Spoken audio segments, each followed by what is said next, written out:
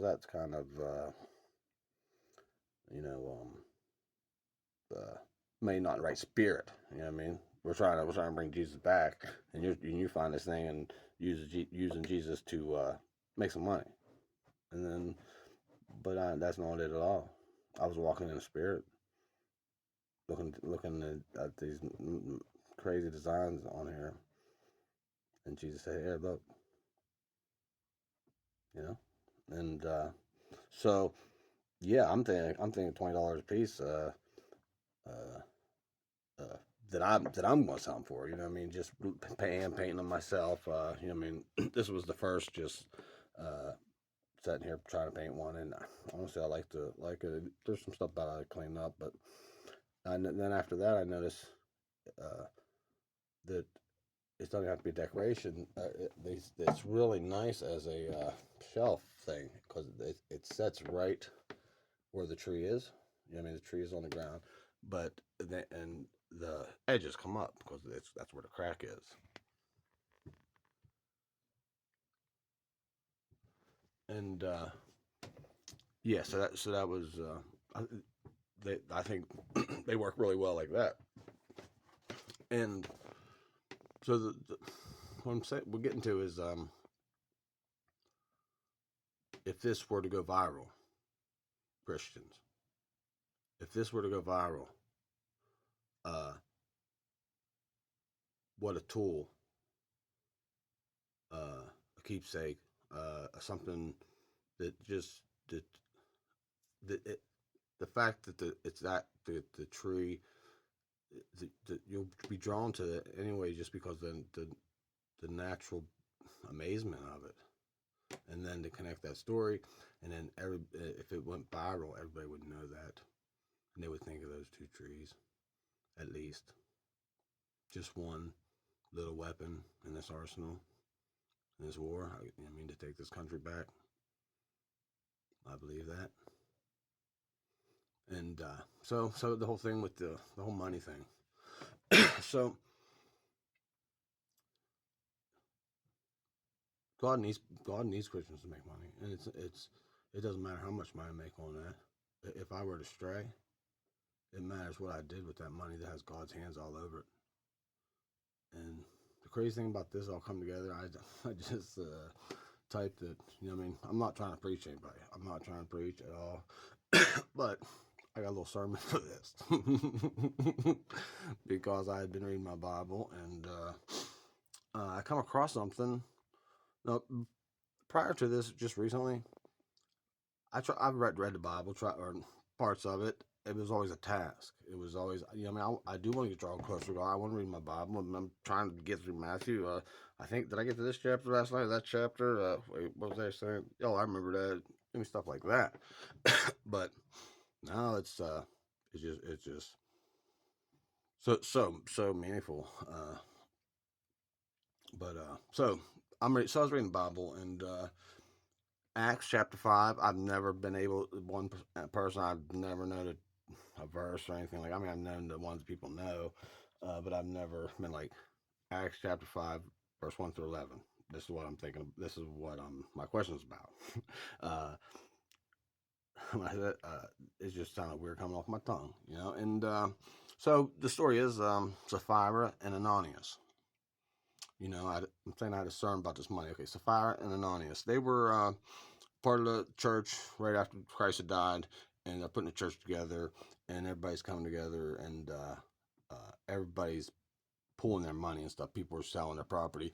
All the money goes into the church, and nobody has any needs uh, done from the family of the church, you know. So Ananias and Sapphira sell their land, and Ananias takes a little cut for himself. Sapphira does. Sapphira's the guy. Sapphira takes the little cut for himself. Ananias knows about it. Sapphira goes to whoever he gives the money to. You know, so he takes the money in, and they say, "Is this all that you got for the property?" And he said, "Yep." Falls dead, and say two young men come in, pick him up, drag him out to the field, bury him. Then, of course, Anania comes in And they say, "Was that all the money your husband received for the property?" She said, "Why, certainly." She falls dead. Two young guys come back in, drag her ass out. At Listen, this this is for not for people who go to church all day, every day, and this is for us guys. So yeah, they drag her ass out and bury her out there. And I'm like, my dad was a pastor for 7 years, a youth pastor. That's how I'm here right now. And so I passing him up in the house, and I say, "Hey, I have a biblical question for you." I'm like, Acts chapter 5, verse 1 through 11. Tell a story. What's that? What is that? Cause I've been sitting outside for. You know what I mean? I usually read verse, think about it. This one I just sat there. I couldn't figure it out. You mean Jesus just died? Uh, uh, and our sin, that the covenant, or I believe, I don't know if that's word or not, but he already did the deed. You know what I mean? He who believeth in him, saved. So, well, Fire, I'm sure he believed in him. I don't think he would give. I don't believe in that shit. Let's just give him 80% of our money. So I don't think that. I think he believed. I think his wife believed. I think they had, they had one of those little dumbass spirits on them, and or principalities, and had them with greed in their heart, and they knew it was wrong, but they probably don't know why they did it. Yeah. So I know Jesus died. What are we talking about? He sinned. Okay, don't get another little chance. And my dad said, well, after the end, he said, it doesn't say that they went to hell. I said, you know what? Dude, that's true too.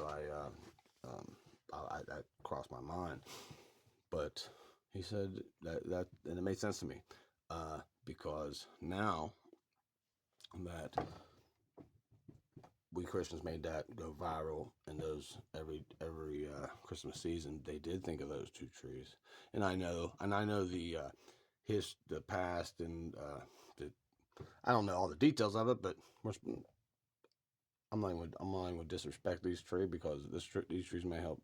These trees are under God's authority now.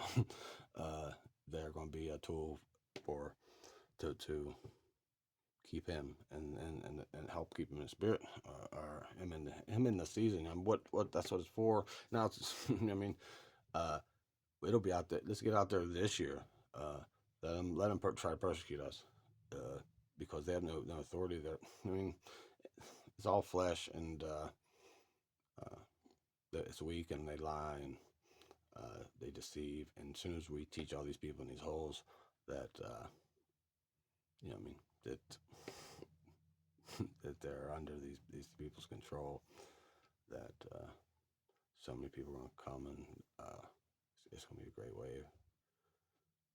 And so I just got to, and I know that a week from now, 2 weeks from now, 10 minutes from now, this is just something I did, but no, it's real. So I am going to send some stuff to the podcaster. I know that I don't know him, but he's good. He's good. I have no clue what his name is, but I like him. And so he has a platform and a means to get my story out there. Not my story, not my story. If my testimony and just what I say, and what this little thing that God just presented to me, or God inspired me to think about, I just think it could. You know what I mean? Set an elf on the shelf. Don't think about that. Think about those two Christmas trees. You know what I mean? And make that help. Make it. Listen, we can have an agenda too, right? My agenda is to ram this down into everybody's house, and so every time their Christmas comes, you can't even get around Christmas without these two Christmas trees. These two little Christmas trees every year. You know what I mean? That I want them that familiar with these two little Christmas trees. What these two little Christmas trees past was, I don't care. They're under God's authority now. They're doing work. They're going across this country and bring people together. Just imagine that a country where Christmas time rolls around and you just feel it. Not the the glitz and the all the shit, you know, that killed Christmas. You feel the spirit and you feel the sense of you're all one under God. You know what I mean? Yeah. So yeah. So I'm thankful that I read Sapphire and Melania. It was an interesting story. The fact that as soon as I went into my dad, I knew what the verse was. I was like, what was that? Acts chapter 5 is 1 through 11. Yeah, I don't even know how I remember that because I didn't try. I mean, you know, you understand what I'm trying to say. Sometimes I speak fast, I get nervous, tongue tied, but I'm still making these and I wouldn't want to sell, but hopefully at least these sell. Am I already giving up because